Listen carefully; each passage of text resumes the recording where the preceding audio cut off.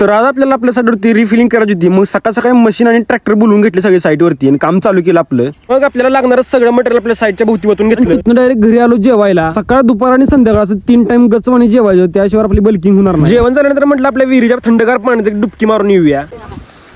तर भावांनो आता गडभर जेवलोय आणि तिथनं परत डायरेक्ट पवालोय आम्ही. आपल्या विहिरी आज कॅनलच्या पाण्याला गच्च भरले विहीर. नसल्या उन्हात पोहण्याची मजा जरा वेगळीच आहे.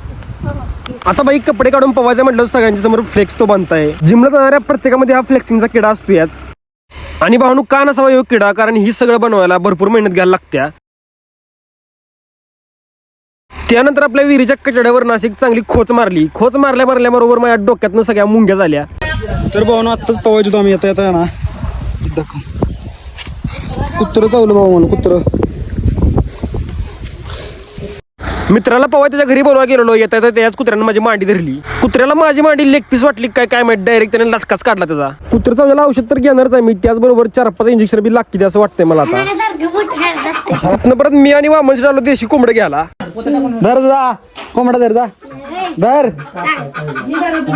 तुला गावणारच नाही, गावणार कोंबडा तुला.